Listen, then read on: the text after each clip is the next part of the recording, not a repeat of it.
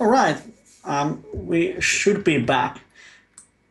When plan A didn't work and plan B is not possible, we go straight to plan B, which involves a lot of rerouting and restreaming and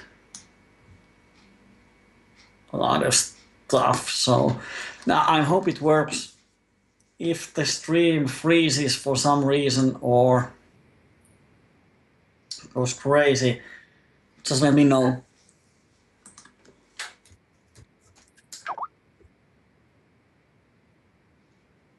Now there's some background noises from our Plan D maker, but I hope it works. Give us a feedback about the quality of stream so we can do something about it. Now it's not in my control, but it's our Plan D maker's control.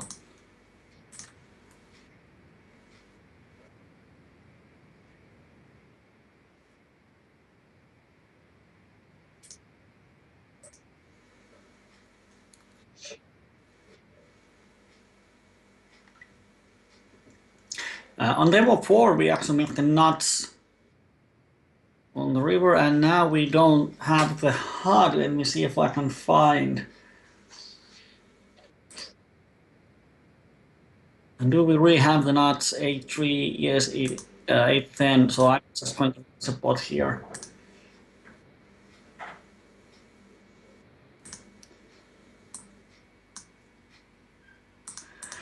And on level 3, we see bet on paired board.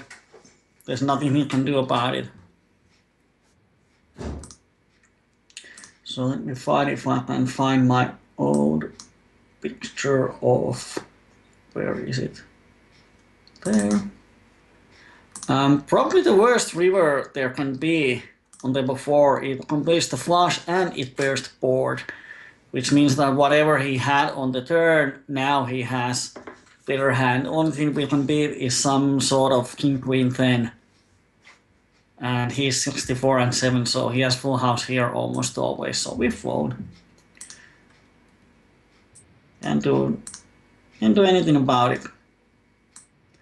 So I was trying to find you a hot,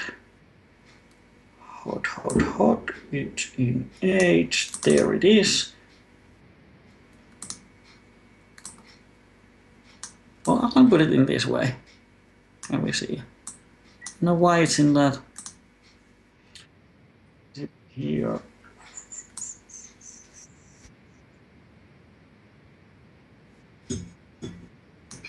No, so we have to use that one.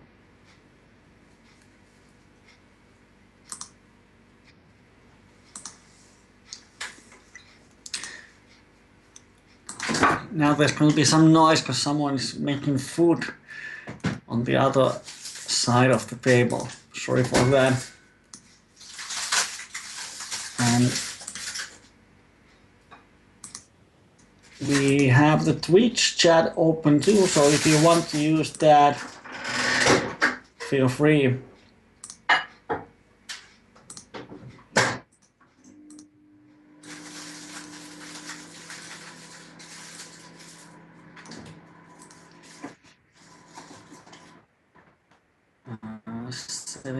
I'm going to open on level 3. This is sort of marginal hand, but we have a calling station on our left and one of the nits, so I'm happy to open it.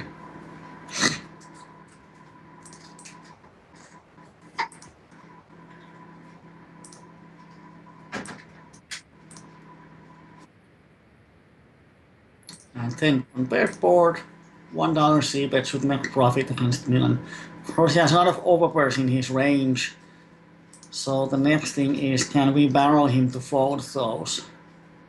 And I'm not really sure, because what's the flop? Not sure if he's going to fold. His win at showdown is only 55. So I'm giving pot. Even if he's going to fold often enough.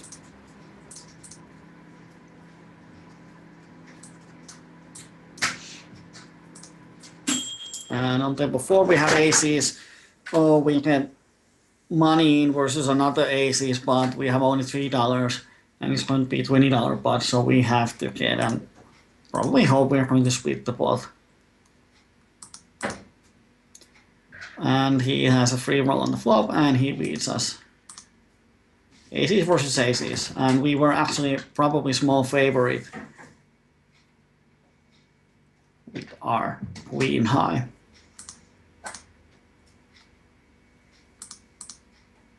Oh, 49, 51.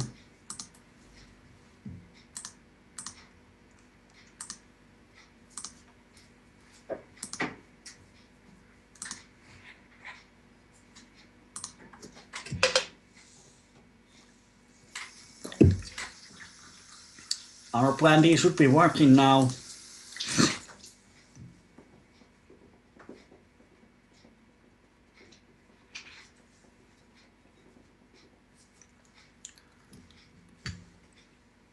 I hope it works for a longer time.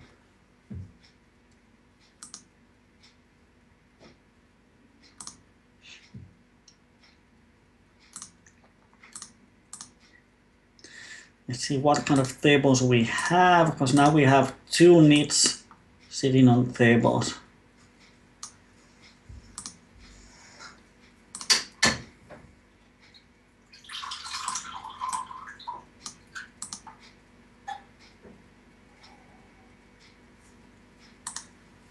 We have this Jimmy on a lot of tables too. Because the nits are not the problem, it just means that we don't get a lot of value. Especially when he's short, so even if he continues on the flop, it means he is often committed to pot. So we have no folding equity for the river.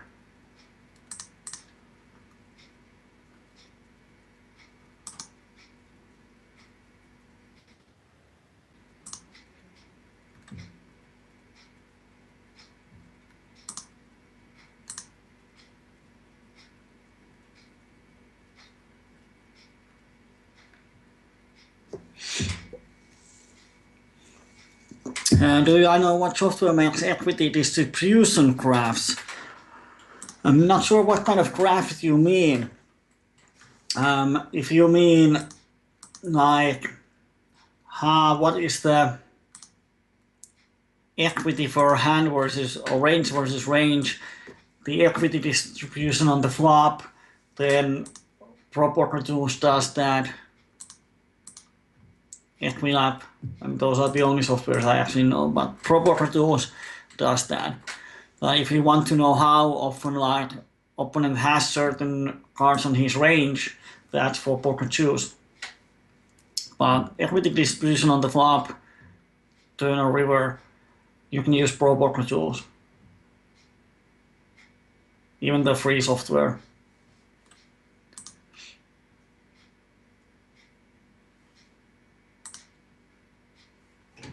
So if we just, I'm going to show you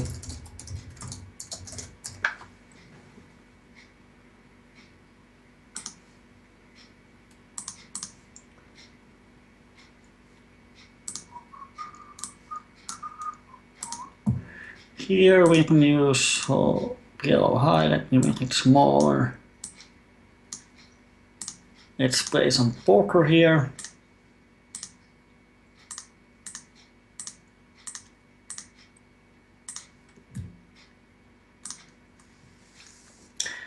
We can use like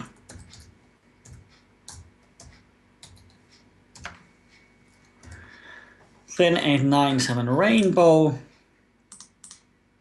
versus range of ace ace. This is the pretty standard, and hand versus range.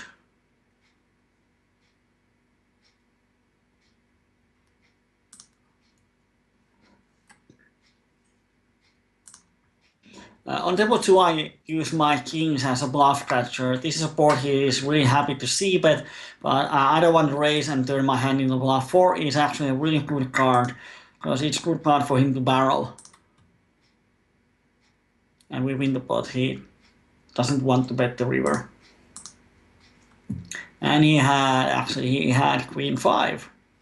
Wow. Where does the graph come? Yep, there it is. So if you mean this one, then it's propertools.com. Easy peasy.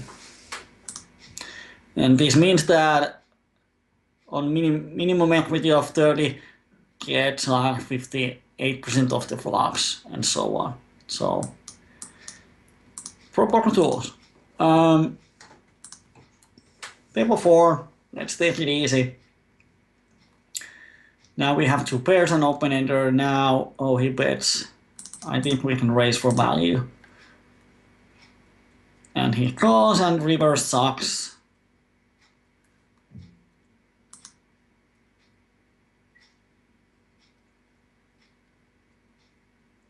He might have some queen high over pairs. No reason to bet. And he had king 5-3-3. Wow, bet the flop with only backdoors.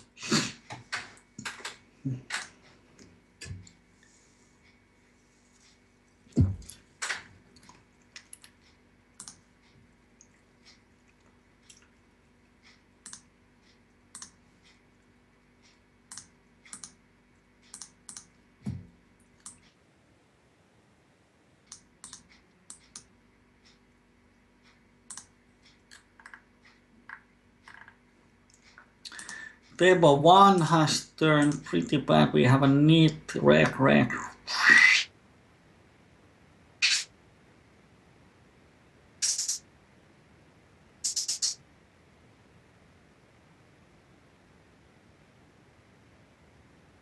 Some sort of a neat.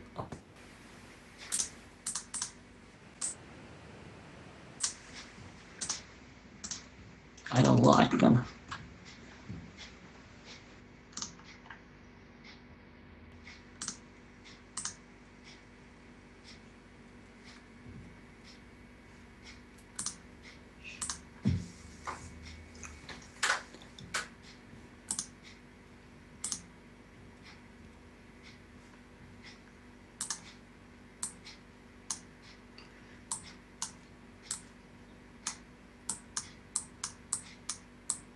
What I really would like for stars to do is to change the minimum buy-in to like 60 BPs or 75.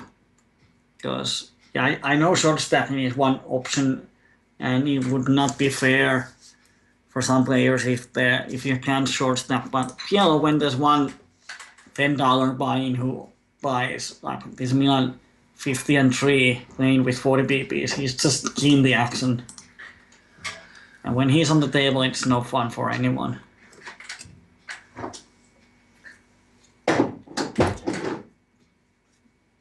So I would really like to see, or even 100 BP minimum.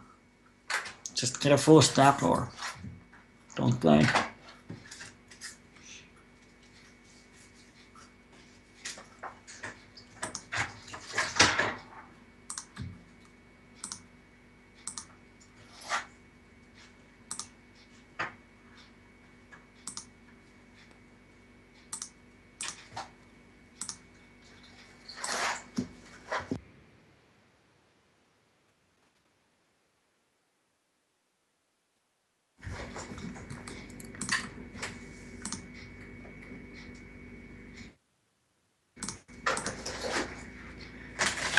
On table 1 we can't really steal because the big blind has VPI P67. Pretty active, I'm probably going to 3-bet a lot. Not going to give up, and our hand is just total garbage.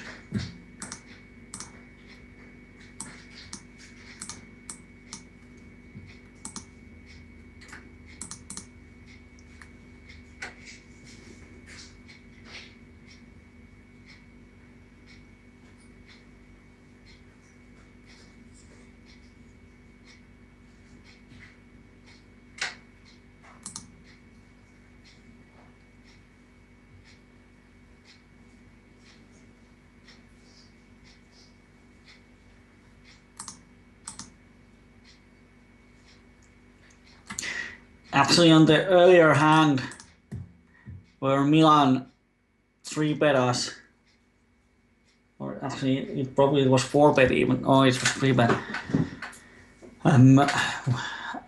I just see that all his 3-bet, 4-bet have been aces, and the percentage is 1, 2 out of 200. So his 3-betting range or 4-betting range is aces and only aces, which means that when we had aces and we are not dominating, it's not double suited or double paired, we should have just called and don't any flop for a pot and hope he folds the split hand. Here, Matt Scott separates this board. We have overpair and open ender, but basically we are playing for our open ender, which is 8 outs. Going to hit almost 1 out of 5, not even that, but we need to call for 325, and if we hit 1 out of 5 times, we need to win $16. After the call is $10. So even if we pot the turn and he has a set, it's really close if it's even profitable. So I'm just going to fold. And his check raising stat is 67, but the sample size is pretty small. But if he keeps raising those boards, then we adjust and start to check back those kind of flops.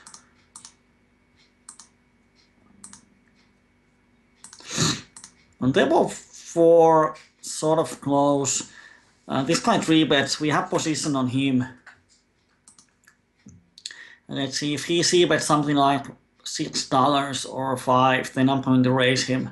But when he pots, it's kind of nasty. If I call and this Swedish guy doesn't call, I don't have the odds to draw the flush. We don't even have the cut shot. So we have to fold.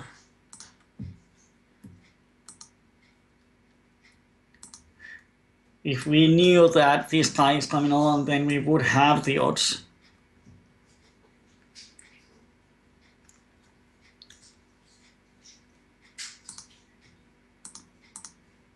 But he decided to stack off with kings.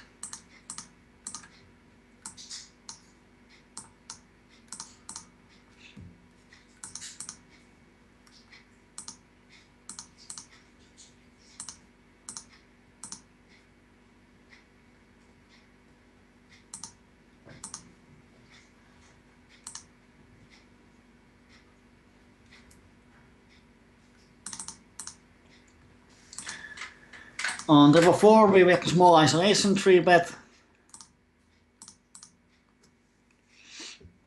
Let's see how it works. There are no huge fishes on the table, and we have a cold 4-bet.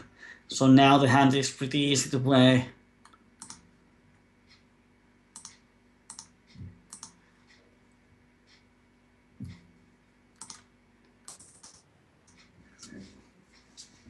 And we call and see if we hit the flop, and we do. We get the pair plus open ender plus flush draw. So we might be crushed if he has aces and flush draw, or we can be a huge favorite here. And it's close to SPR1, so I'm just going to put here. If he folds something, it's probably good for us. And just get it in. We cannot be sure about his range. Oh, he probably has aces with flush draw because he shoves so quickly, so we are in a really bad shape. Oh, just 10. Wow. Wow. He stacks off with just a 10 and instantly. And this guy has pair and flush draw too. So a bit of unlucky for us, didn't hit anything.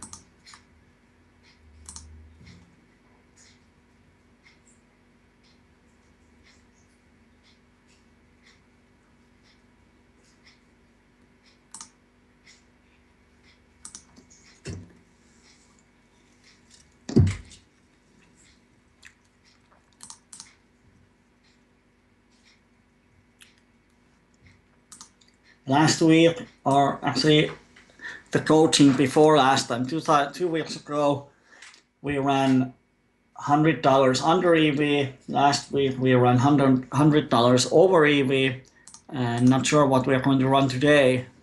I know we lost one flip with Milan. Now we lost 300 pp pot with not good equity, but decentish.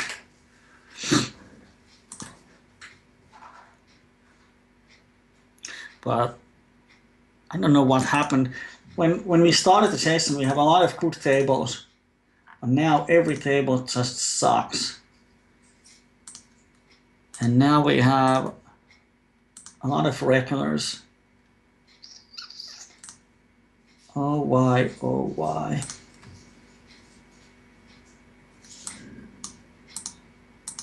Well, let's try to find the good ones.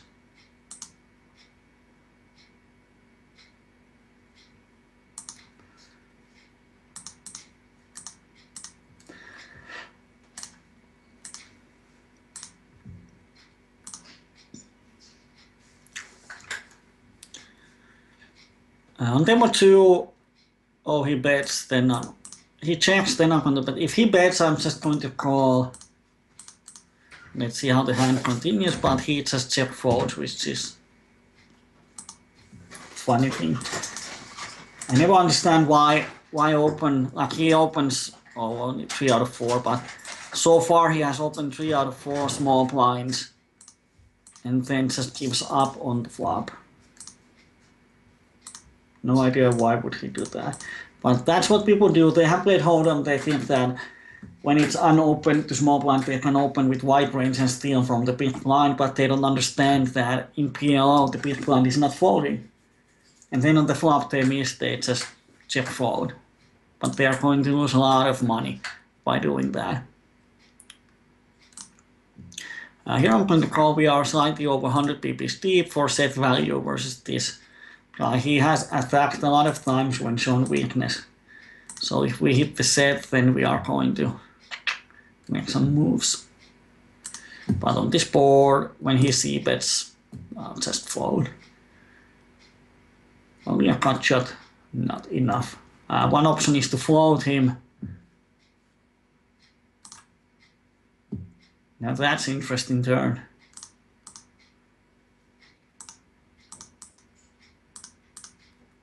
Well, he should have a straight because he doesn't bet. So definitely more value.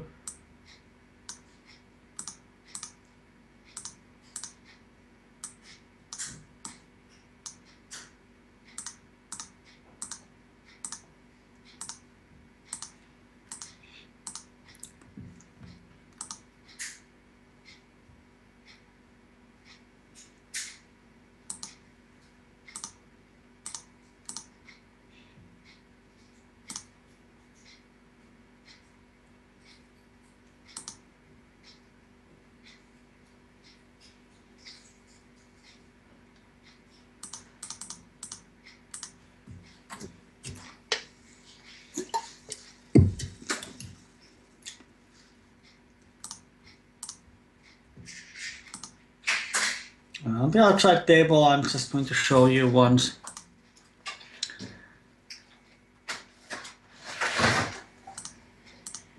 Another situation, small blind opens, we come from big blind, our hand is quite useless, but we don't even need a hand here.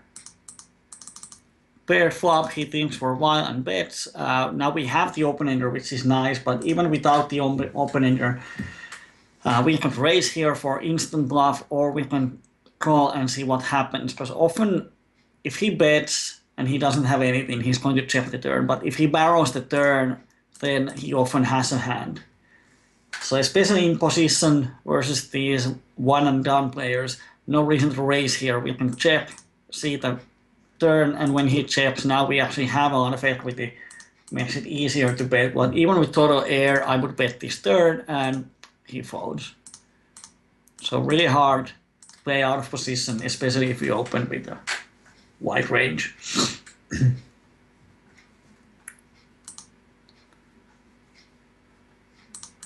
Here I'm going to open this rainbow hand because Milan is just going to fold 85% of these hands. but today is one of the 15%, and now everyone calls, and it's not what we were looking for. And here we can 3-bet from Swedish guy. I'm going to call. It's not even a pot sized. Now the question is, can we make moves? So when he checks, I'm going to bet here. On table 3, we're going to raise as a bluff against that min bet. And he check raises, so thought about that. See, either he's check folding or he's check raising.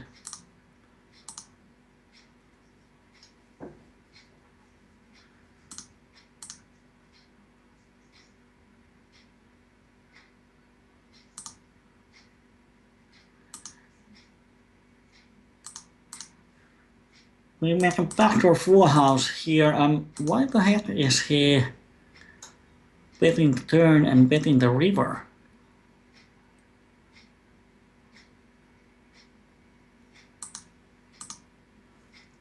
Just can't find a hand for him.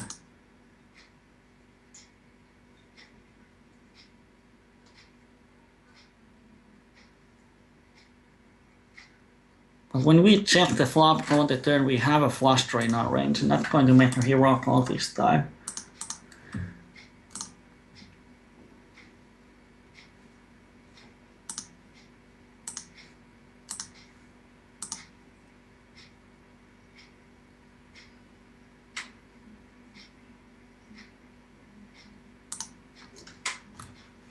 And here on table 2, once again the guy is opening. We can call easily.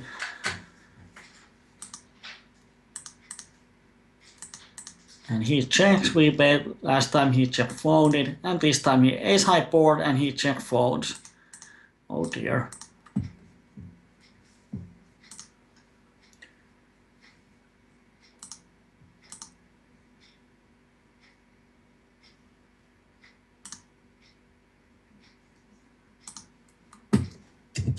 Oh, here we have aces and we can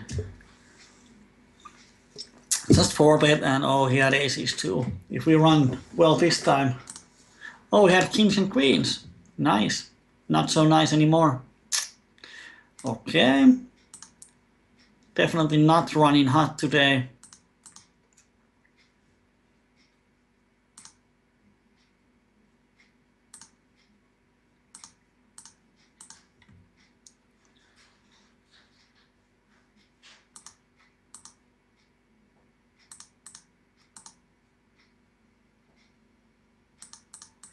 Can't win every day.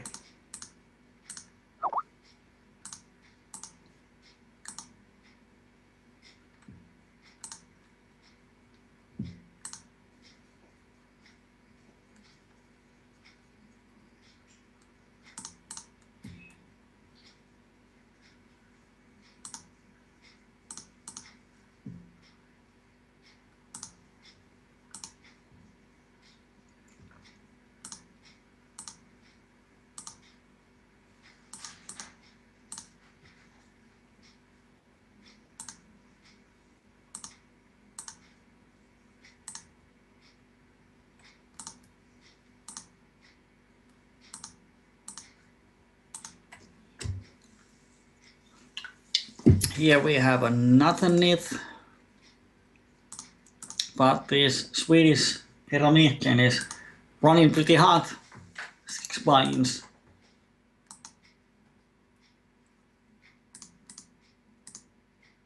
But he's a regular.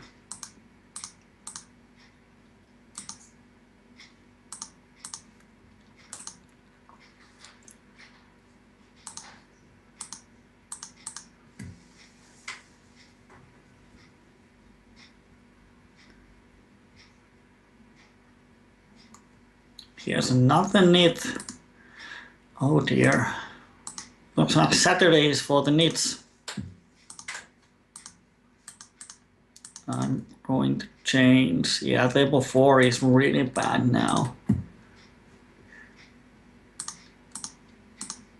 That's the problem, especially with stars, because people like to multi-table because the software is so good, it's easy to multi-table. And like here, we have 3 regulars, 2 of them, almost any table, 3 of them, 4 of them. So suddenly the situation is that every table, half of the players are neat, so it's really hard to make profit at the moment, unless you find those fishes. Yeah, table 2 is bad.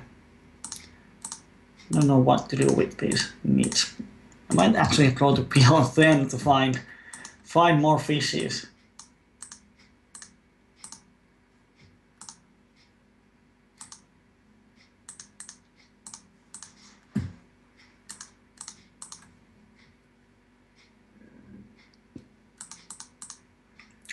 Number 1, we have open-ended and we pick up the flush draw, so let's just give a pressure to him. But the thing is that like here we win 50 cents. So we're not going to have a huge payday with these nits. If they stack off, they are often having the nuts or 50-50 flip with the draw.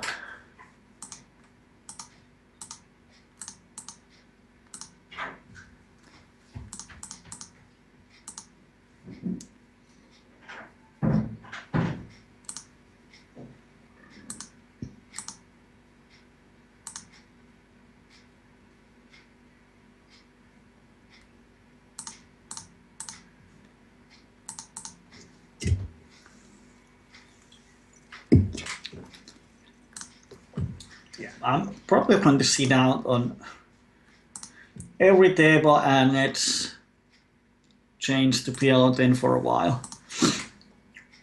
What is the situation with the Zoom?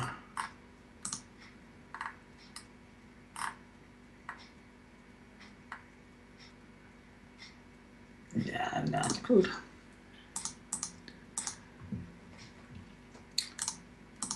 Probably.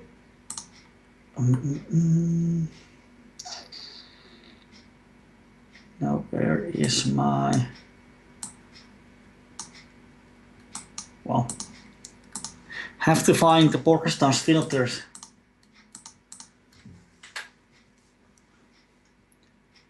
On the outside table, this closet actually changed his game plan. Earlier he opened minimum from small blind, now he just completes.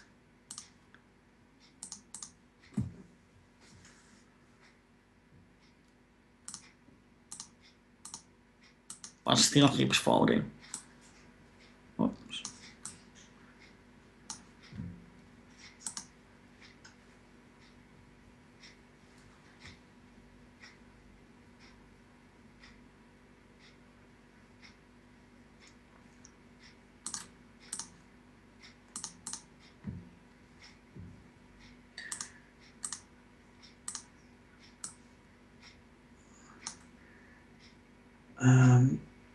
Where is my filters?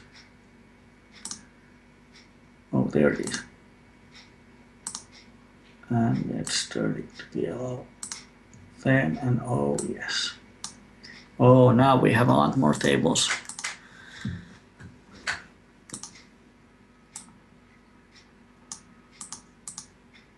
I'm going to bluff here on table 4 when the board flushes.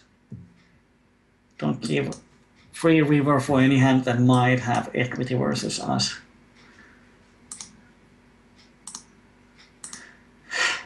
I'm going to join some tables here on PLO10. Pretty much everything that has flop percentage over 30.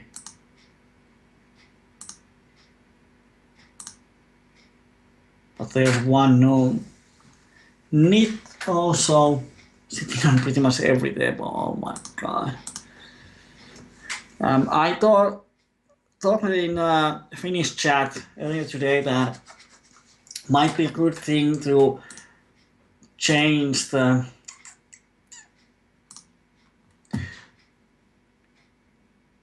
have a little change and do these coaching sessions like in 24H poker or some other network. As we see that stars sometimes, even as there are more tables, there are a lot of multi-table regulars, so they infest all the tables. So one option is to play at smaller networks and just combine different stakes to get all the tables open, but often there's a lot more fishes on the different networks and we don't have to fight with these non-regulars all the time. He donks, don't know what that means, but we have a lot of nut outs, so definitely call. Then we make the nuts. And hope he bets, and he does. We have to raise for a pot, otherwise we give him odds if he has the set. So we just raise and now he cannot make profit.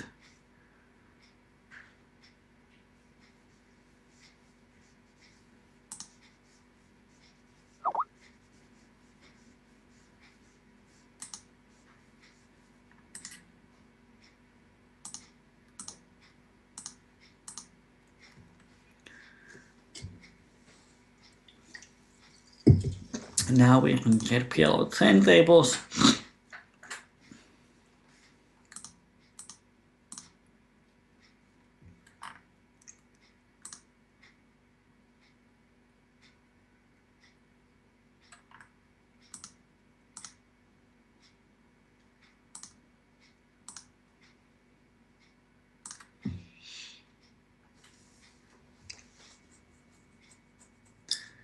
These are the times that people really love Zoom.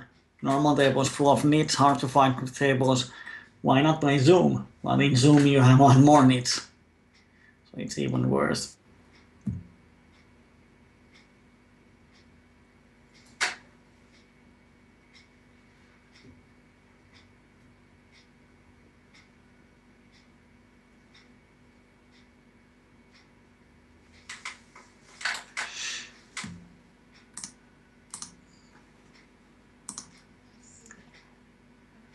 Nice double pair on left table.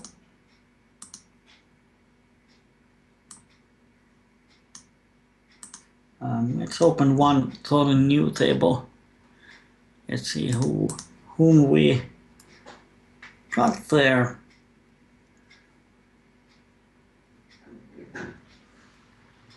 Table 2, we totally missed the board. I think it's 2 people, no reason to bet. Just if someone bets, we just give up.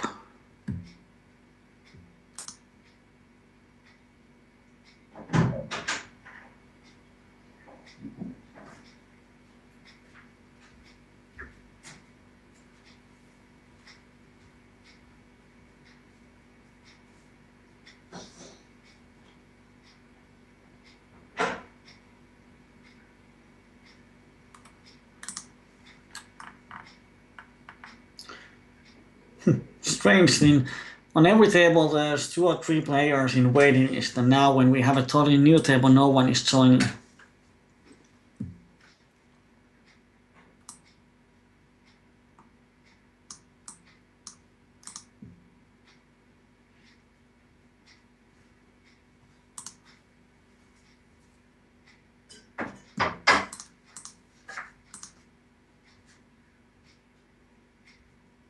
Sommetur is green 171.4. He's definitely our friend.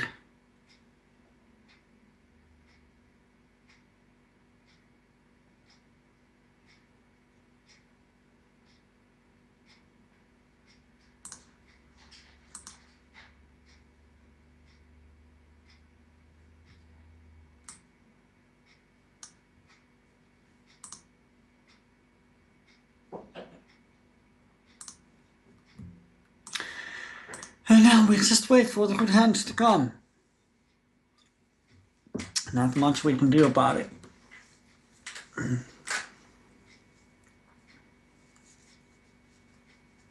If you have any comments about the hand, feel free to use the chat. No one has said anything for the last 30 minutes or so. I hope you are all alive and well. Let me see if we have any questions in the Twitch.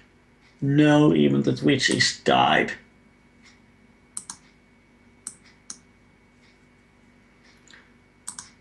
And we had a player here on table 3, which is nice. And now on ace-high board we see that we have a lot of folding equity, and he decides to call. Now the question is, do we want to barrel Does he have more weak hands or does he have flushes more? He's unknown calling station. I'm going to give up. I think he has a lot of flushes. Or some kind of two pairs that he just doesn't want to fold yet on the turn, and we don't have stacks to barrel the river. And he had pair of threes and cut shot. Alright, I'm going to mark him as a good customer. It's nice to know. Nice to meet you, sir.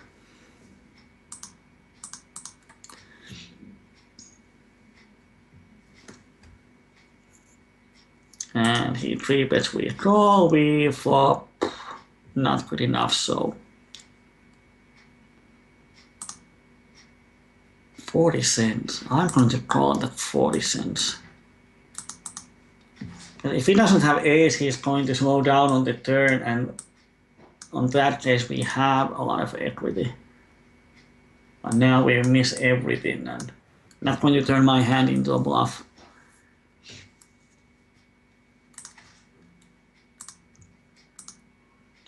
Because it's just a matter of time until we get his stack. The only problem is that the rate might be too high that we cannot profit from it. Now we make the nuts. Hope he has something. Oh, let's get it in if he likes. And as I said, it's just a matter of time.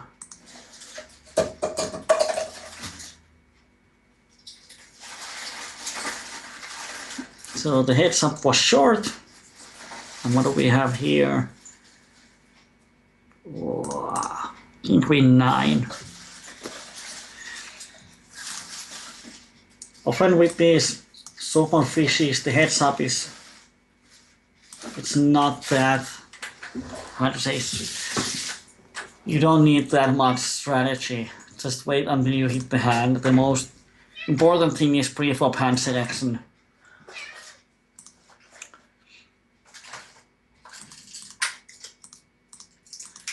And I King Jack, then I'm going to call this guy, and if we hit something, we have a lot of in-blind odds. Like here, 2 pairs and flush draw. I'm going to check raise him.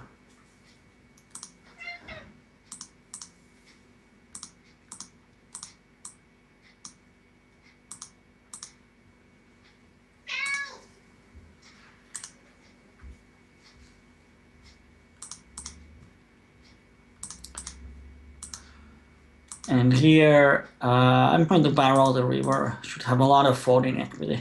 We have only king high, so it's not good enough. And now he raises. Wow.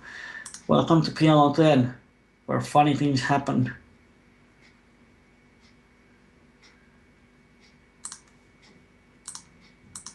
And here we have only top 2. Have to check. And we win the pot. And he had Jack 3-4 and had top 2, or not top 2.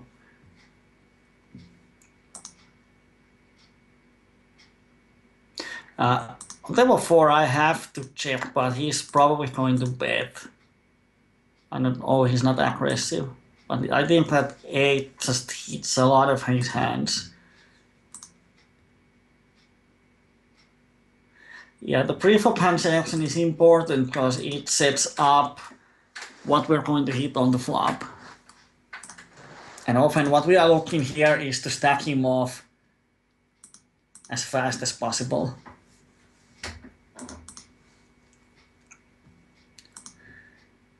Until the rate beats us. And we want to have hands that on the flop hit something that we can stack him off. Here we have SPR slightly over 1. I'm going to call in almost any flop. And here he has just an open-ender. And we win the pot. That's why we, if we create SPR 1 or slightly over 1 with aces, then we cannot start folding on flops.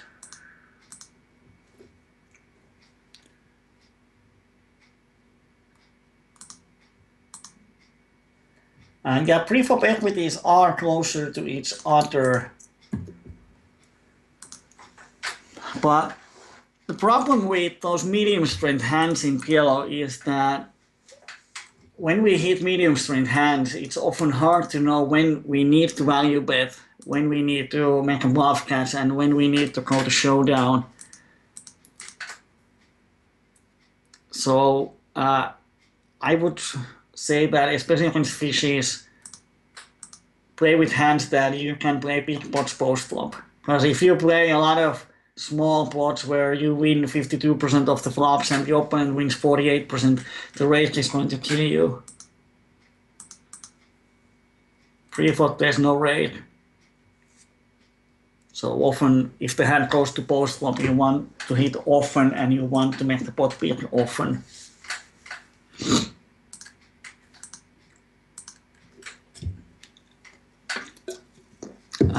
Kyyberi is asking if there's quantitative methods to estimate hands playability in PLO.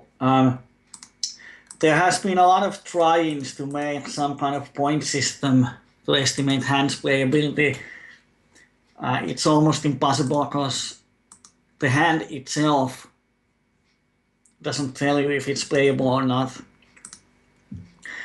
It depends on situation. In a multi-way pot, out of position, we need to have some sort of hand or specific type of hand. But then heads up in position, any hand is playable. As a rule of thumb, in a multi-way pots, we want to have a lot of nut potential. We don't have to hit the flop often as long as we have the nut potential. Then in a heads up pot, we want to hit the flop often and we don't care that much for nut potential. Like 9, 8, 7, 6 double suited is great hand in a heads up pot, but it sucks in a multi-way pot. And then again, ace, ace, 7 deuce rainbow sucks in a heads up pot, but it's quite decent in multi-way pots.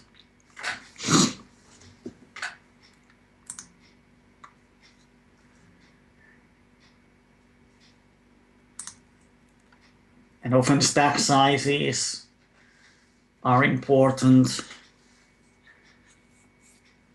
So I would say that one of the only ways to know what to play is to understand between each hand what makes it good and what doesn't make it good hand. Like king, queen, jack, 4 type of hand. What it can hit, what might be the problem flops, problem spots for the hand, what it can do, what it cannot do, and so on. So when you understand how different hands work, then you can decide what hand is good in each situation.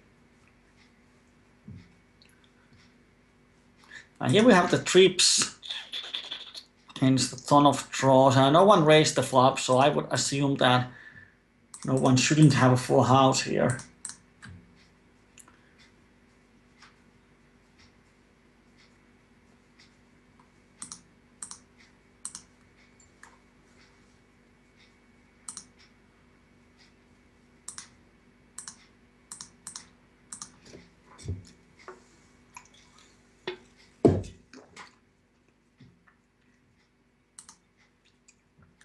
Probably don't get any action.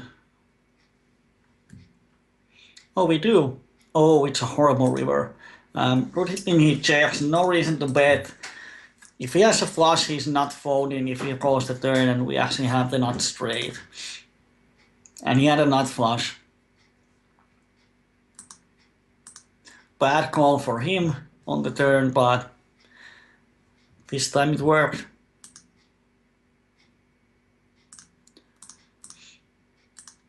But the thing is here that when he calls with just a nut flush draw, of course he has the cut shot too. But the fact is that he doesn't get the odds for calling. He needs implied odds. And now he makes the flush and doesn't get implied odds. His third call is a mistake. And this is a mistake that a lot of players do. even if the board isn't paired, now when it's paired he might be drawing one outer on the turn, so it's even more horrible call. But even if this is king of diamonds and he hits none of diamonds on the river, if he doesn't bet, the turn call was a mistake and he's going to lose money in the long run. Of course, today he won $10, so he thinks he made a good play, doesn't even realize that he has a lead. But because of that lead, we are going to make money out of him in the long run. Today is far from our long run. Going to be hard to make a profitable session because we lost so many flips on PLO25. But who knows? We might have a god run for the next 15 minutes or so.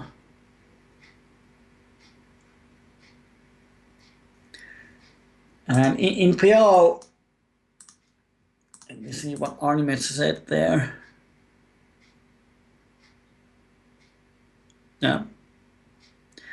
Yeah, there are some things that affect playability. One is our,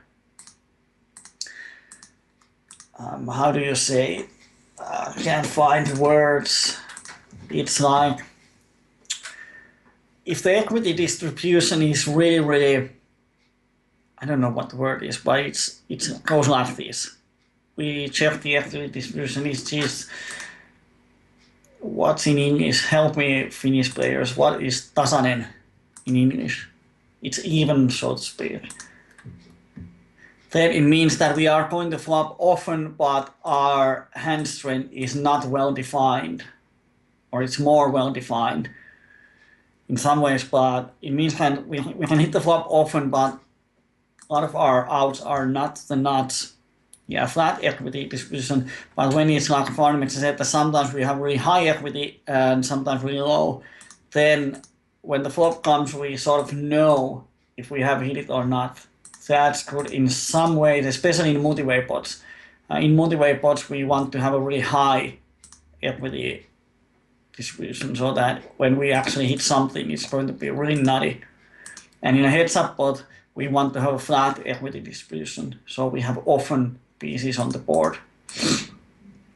And of course, in a 3-bet pot, it's different. In a single raise pot, it's different. There are so many different situations that to have some kind of system to work, what should you open and what you should not open, it doesn't really work. We see he's going to fold the river. He snap called the turn. We have the ace high flush draw.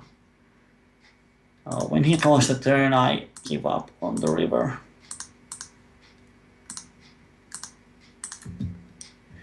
You can have my pot.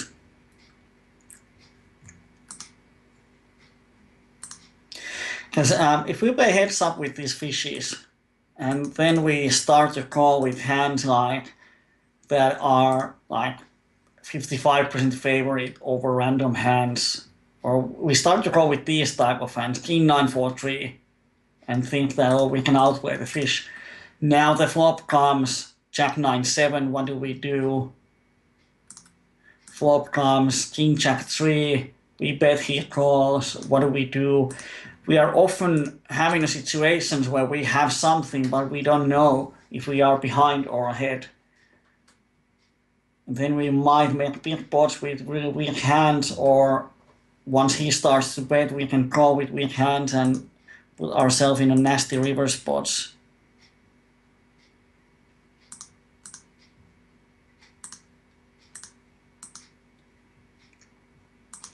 But often with hands that have flat equity distribution, like rundowns, of course, the more nut potential the rundown has, the more happy we are to play multi-way pot. But something like 7 6 5 4 with one suit has quite flat equity distribution, but we don't want to play multi-way pot because it's going to flop a lot of draws that are not to the nuts.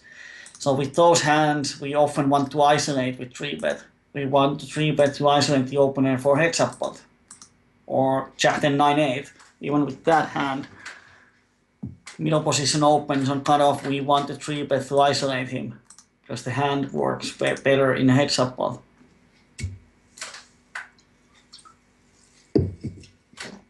But then again, in a heads up, but if we have a king 7 deuce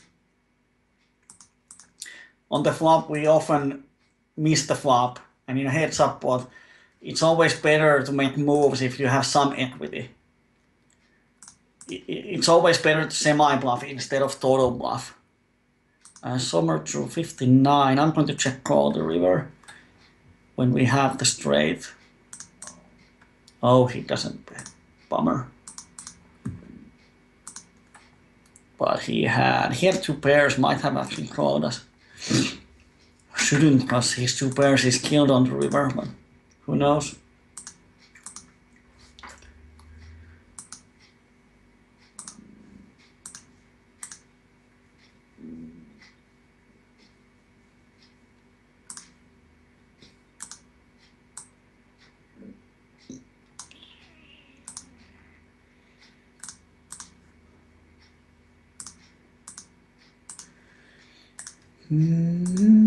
Oh, table 2 is bad, no fishes.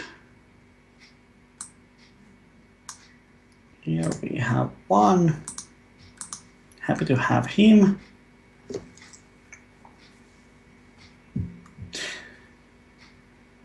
That's often the problem with point system, that like Hutchinson's system, it has evolved around the equity is that how often you win the pot in full ring pre-flop all-ins, which means that of course the highest scoring points are aces, ace king type of hands. But Hutchinson's system doesn't give much value for a hand like 7, 6, 5, 4.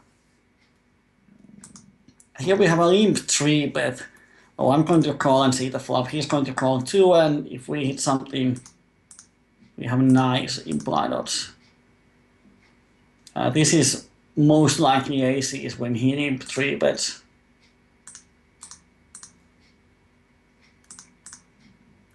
Ooh, and we hit the kings. Too bad the justice comes in smaller stakes.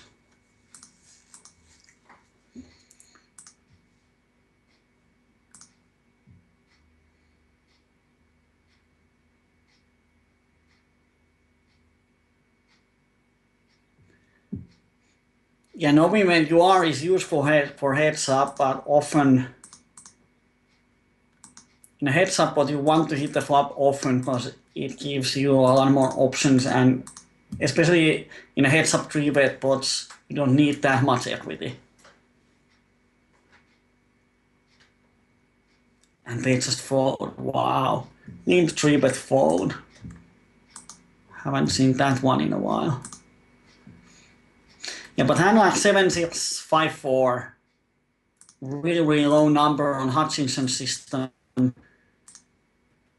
Really bad hand to enter multi-way pots, but really nice hand to have in a heads up pot.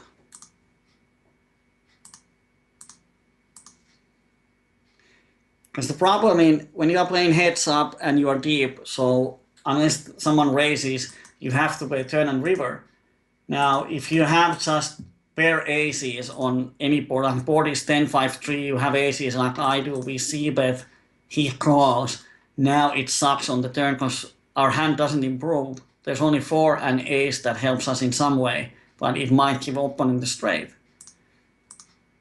So often with these type of hands, if we miss the board and we have to play turn and river, it becomes, I'm going to put it, if we have a straight, then we have to suck out, but if he has a flush draw, he's going to call anyway.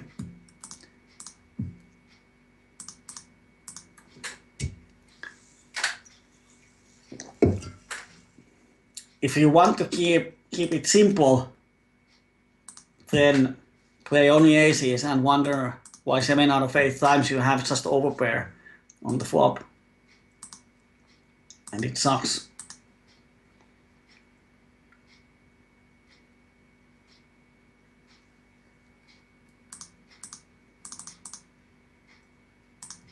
I'm going to check back here, see what the turn is.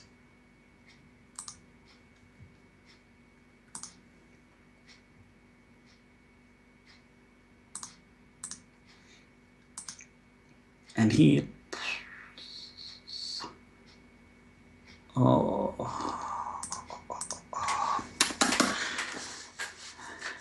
Why does he pot the turn? He knows I don't have anything, but is he good enough to understand? If he's a good player, he knows I don't have anything on this board. But he's 45-13. Decent-ish accuracy. I'm going to call once. Now, if he doesn't have anything, he's going to check the river, because that really helps me. So when he bets, I think he has a strong hand always. So his turn bet was not a bluff.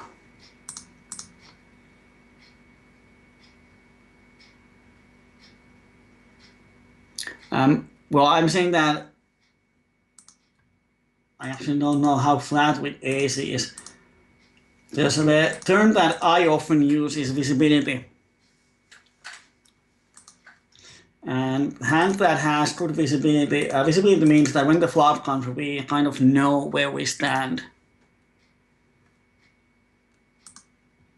And bad aces have really bad visibility. Unless we hit the ace, we have pretty much no idea where we stand. Or we're going to have a flip on the outside. Well, I'm going to put it here actually.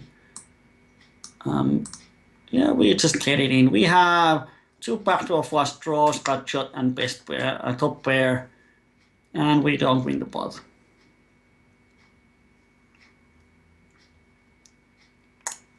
Sucks. We had 34 on the flop. Actually, I'm going to something that I haven't ever even checked.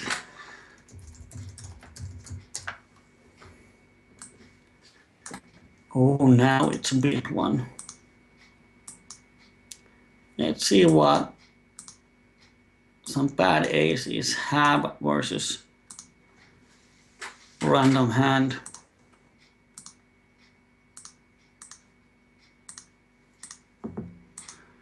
Omaha and hand is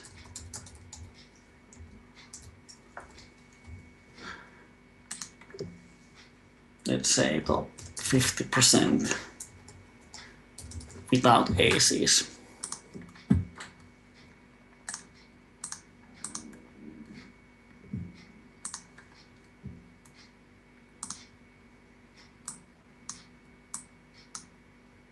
Well, this is sort of flat. Wow. On average, we always have like 35%. What does this mean? Yeah. We often have some equity.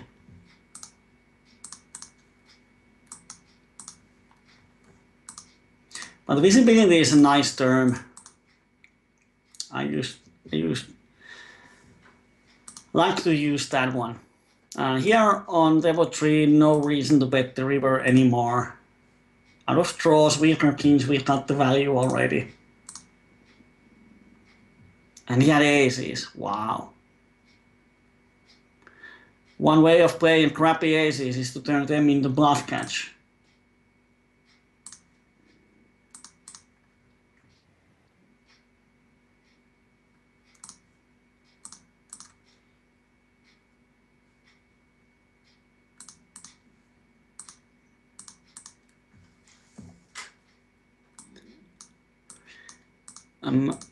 About using pro poker tools for equity calculations, I don't even use pro poker tools or any equity software for equity calculations anymore, because the problem is that when you use it, like you put on the flop, you put your hand, and then you give your opponent the range. It assumes that range out of 100% preflop range. Like if the board is jack 7 deuce, and you give opponent range of sets, jack 7s and deuce.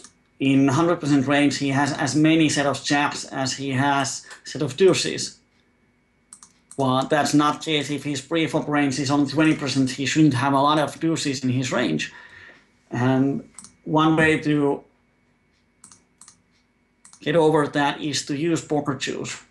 And the more I actually use Poker Juice, the more I love that program. And yeah, I know it It's expensive, of course. It depends whom you ask. But even if you're playing micro stakes, probably getting poker twos pays back itself in really short time because it helps a lot. Similar equity hand with better visibility. The problem is that even those weak aces is a favorite over a random or 50% hand, and not sure if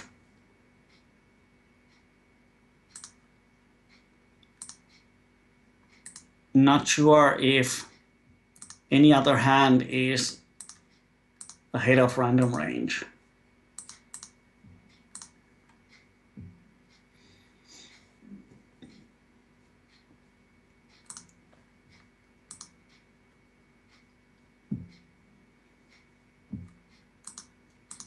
And we haven't used poker twos a lot in the coachings. That's actually something that probably should be done more often. Like if we have an interesting hand in the coachings, we can use 15 or 20 minutes in the end to go through with poker twos and show what it can do, because it's an awesome program.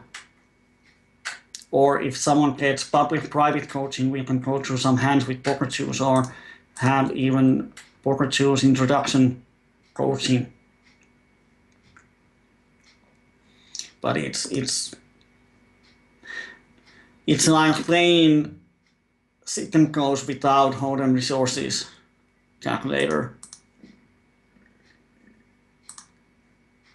and making all the calculations manually.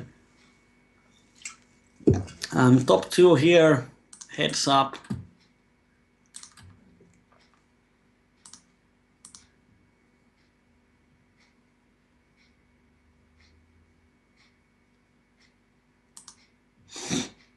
If he raises, it would be interesting,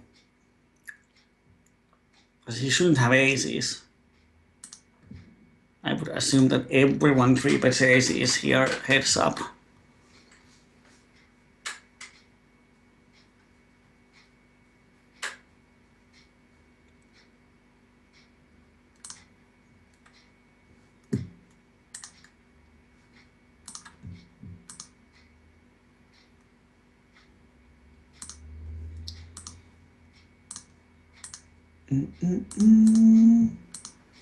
I'm hearing heads up. I'm just going to call.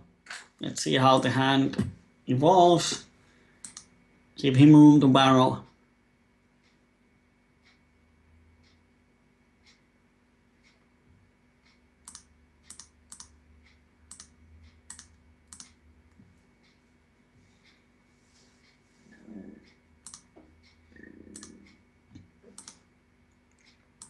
Here on the outside table, we open steal the hand, and now he bets full pot here. We have pair and flush draw and cut shot. And often when he pots, he doesn't have that strong hand. If he has like a set of kings or aces with spades, he would bet smaller. So I think I have a lot of folding equity. So I'm just shoving here, and if he calls, we often have at least one of our draws alive.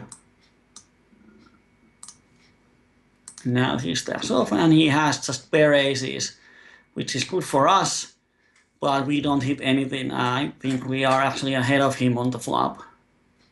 Yeah, 67% favorite, so it's huge.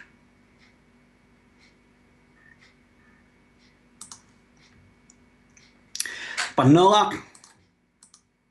We are not running hot today.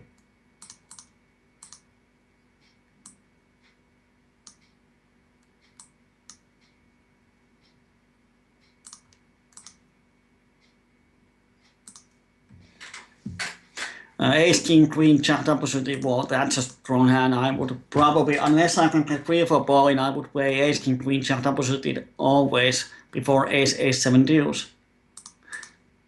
But in Hutchinson's system, ace, ace, 7 deuce rainbow gets more points than ace, king, queen, jack, double suited.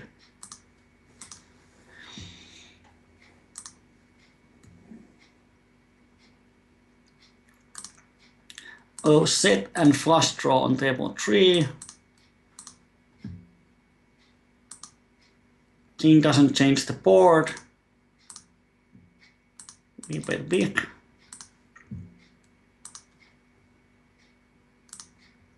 And we have pretty much the nuts on the river. And here, table 1, if our flush draw is alive, we might actually think about coming along, but as he might have a nut flush draw, or he means that we are not in that good shape. So I'm just going to fold. Here he calls the flop. And now bets big on the turn. He has folded so much before.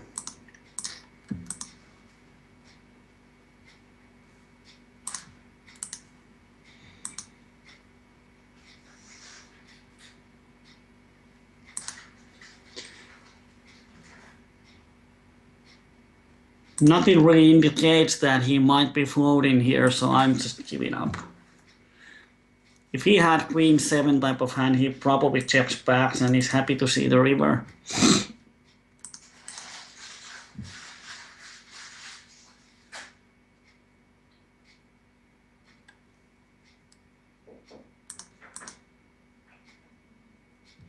And the problem with Ace-7 deuce is that even as it might have equity, if opponent semi-bluffs us, raises us with the draw, it's really hard to stack off with just bare aces on most flops. Because versus stack off range, we are not that good favorite. While Ace King Queen Jack, often it's a lot easier to stack off if we hit anything on the flop. That's the problem with the pair big pairs, that the playability is pretty bad.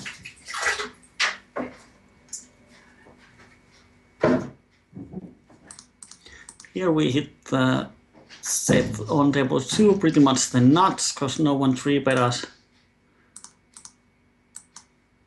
And no action.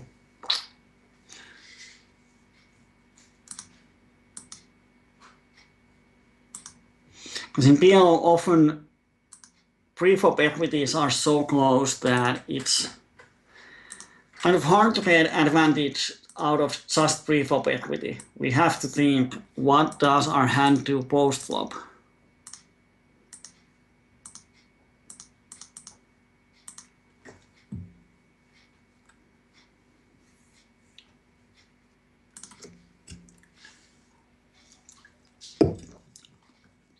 Now we have gone over an hour with our plan D.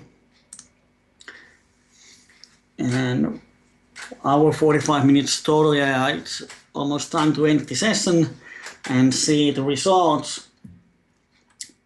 The sad news is that we probably lost on at least in 25. Not sure about PLO10 because we have these 200 rupee stacks here and on the outside table. So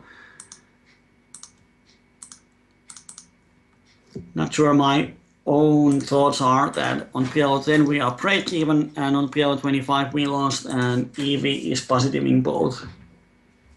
But who knows, we'll see it in a few minutes. Let's see a couple of more hands.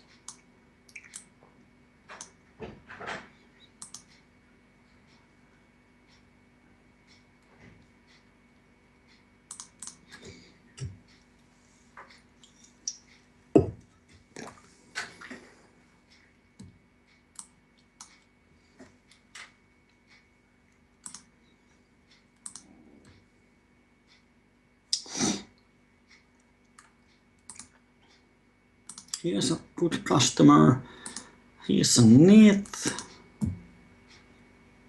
Here's a good customer.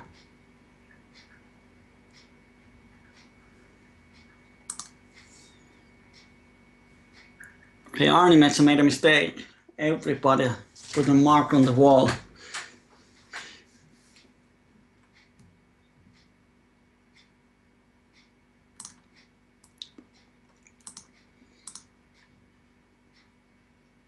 Actually here this is quite funny, because in PLO25 I might even go with this hand versus regular. because there are going to be so many good spots to just force him to fold. But in PLO10, even the regulars, they are too stubborn to fold, which is great. We can a lot more value when we have a hand, but it means that we cannot make that many moves when we don't have a hand. And that's the problem. People come down to PLO10, PLO5, and then they play in the same way as PLO25, PLO50.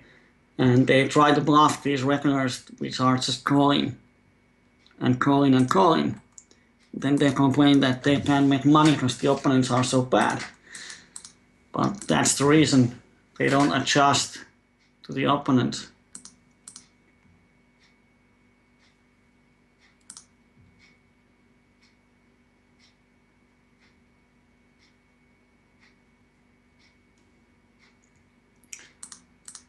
Trips on table 3. And we can raise. Wow! Now life becomes interesting and we are 200 pp's deep. I'm probably just going, we have 2 overcards, so 10 or 9 actually gives us close to the nuts. Flop goes check, so he probably has a jack. The only question is his jack better than ours? Wow. Even more interesting.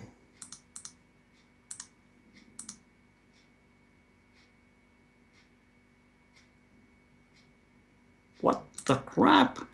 And he raises with pair of 7s. Wow. Nice river, sir.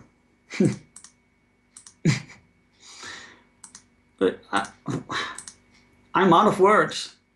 We have 45-11 guy who raises us on the turn with total air.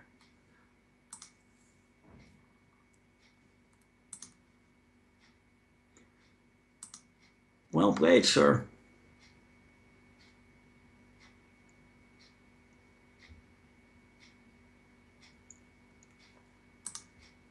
If I had ace jack, I would have raised him because then I beat all of his jacks.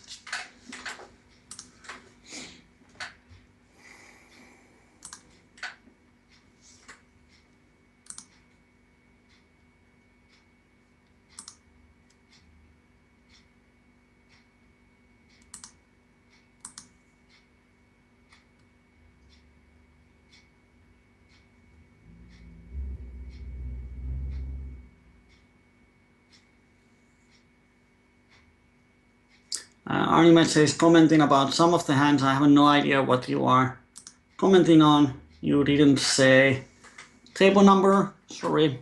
So I have no idea what are you commenting on.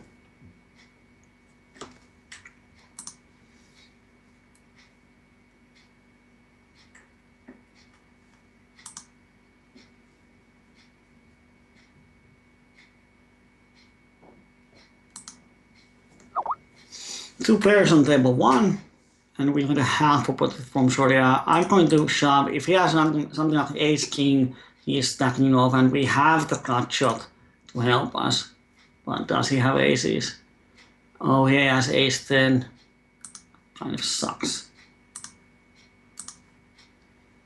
But he was shorty, so after his bet, we don't need that much equity. And by calling, we don't really achieve anything.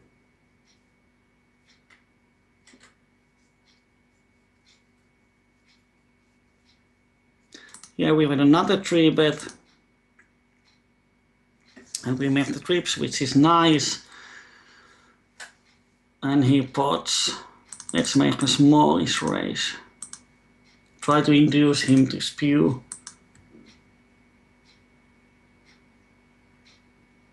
But if he has aces, it's hard to fold. He has to play only something. And let's see what he has. And aces with the flush draw. He makes it flush, we make a full house, and we win both pots. Woo! 400 PBs. Just this.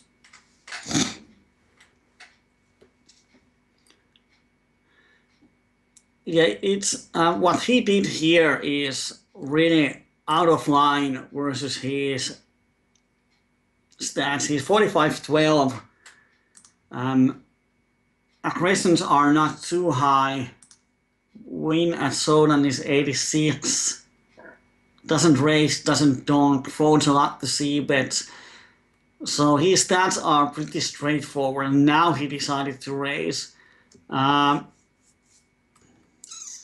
Probably a good thing is to make a note.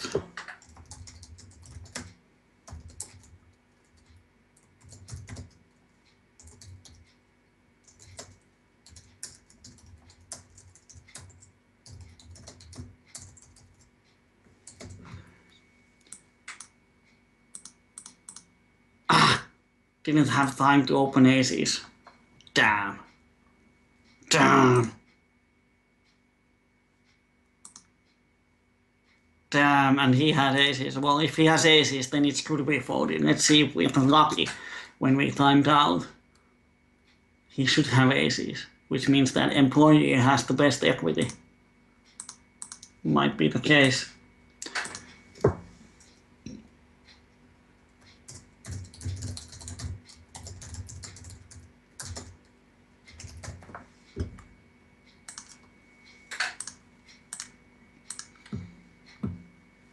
So I'm making a note out of that raise. Often these kind of people, 99% of the time, they play straightforward, as their stats indicate.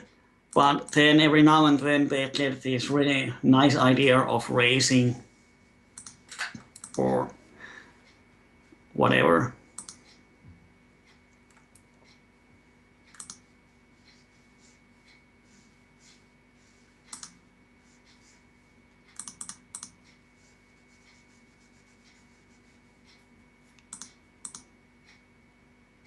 And level 1, I'm going to check back.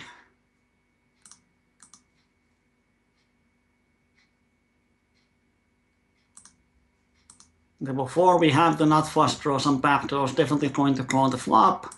Now we have 40% against the straight, and we need 30%, so we have to call. And we don't make anything.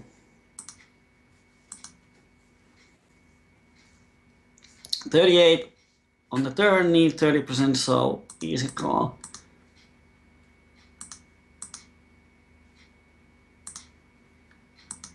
Table 1, I'm going to fold actually. 59-19 probably has, when he decides to bet there, he has a lot of Queen XXX hands.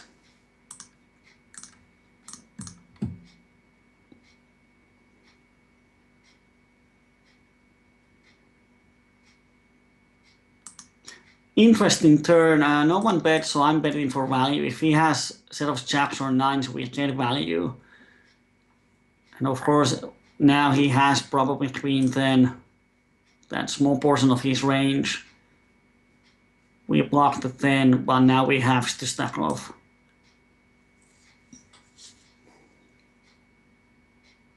And we split the pot.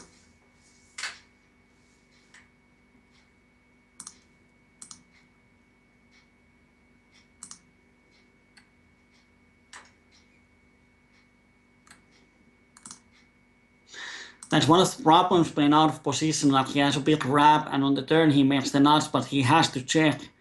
Now if we check behind, he gives free a card for all the draws.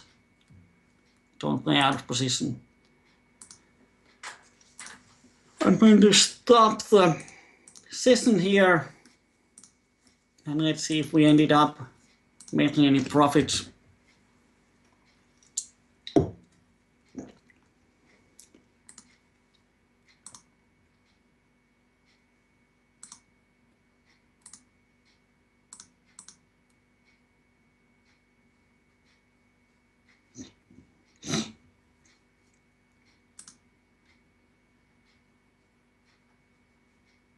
Table 4, we totally missed the board, 4-way pot. No reason to enter any money to the pot anymore.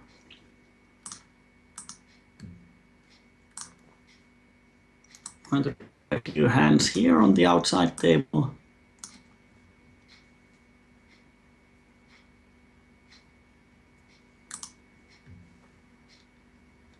And let's see what our Poker Tracker says.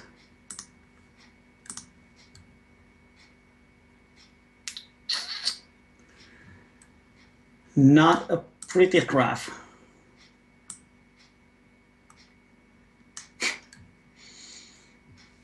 Oh boy.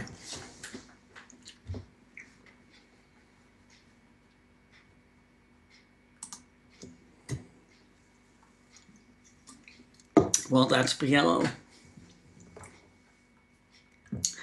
I'm going to show it to you in a while.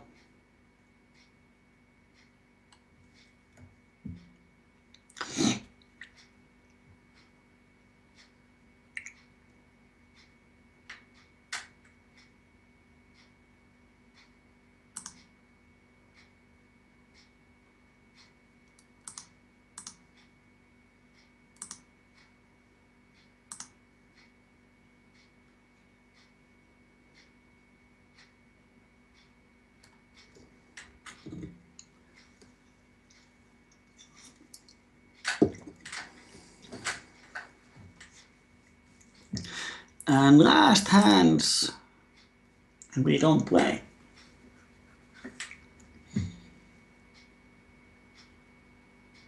Oh, we need one more on upper table.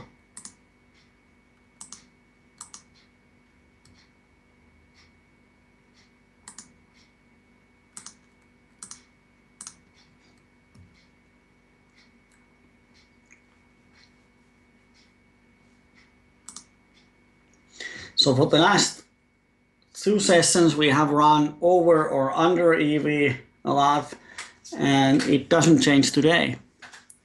You may have guessed that we actually run a lot of under EV. I'm going to show it to you. I don't play king high flush draw. When you decide if you open the hand from UTG, unless there's a need players, you always have to be prepared to play a multi-way pot. And king high flush draw is a huge difference versus ace high flush draw in a multi-way pot.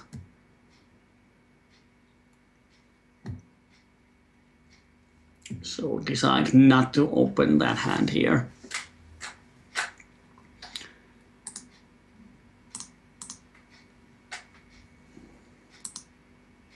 So here is the graph or results. All in adjusted is plus $5.8, but the actual result is minus 63. And the graph for both states is like this.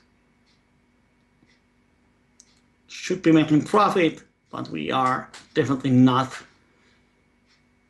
And in dollars, it's this. Here are the pots in PLO25, but that's PLO. Some of the times it goes the other way around. Today was not the day that we run hard. Maybe it's on the next Friday. Yeah, good customer. I like it. I don't like the word fish. I have said it before that when someone labels someone as a fish, it doesn't tell anything. Because you have a lot of fishes. I like good customer. I like to play with them and then make money, like we should have done today. Thanks for Artemetsa. We had Plan D from outer space. I don't know when I get the next, well, on the next week when I get the new modem, but I'm going to order it on Monday. Hope it arrives soon. Probably the problem is in that one. Yeah, when you start to think fishes or bad players as good customers, then even if they win money from you, you're just happy. Because every time when they win big, it means they will come back. But if they always lose, they are not coming back. So think of them as customers. Keep them happy. If you are not multi-tabling and you have time, you can even have a friendly chat with them. And who knows, they might tag you as a friend. So every time when you're playing, they see that you are playing, they want to come to your table because you are nice to them. You talk with them. And suddenly the fishes come to you.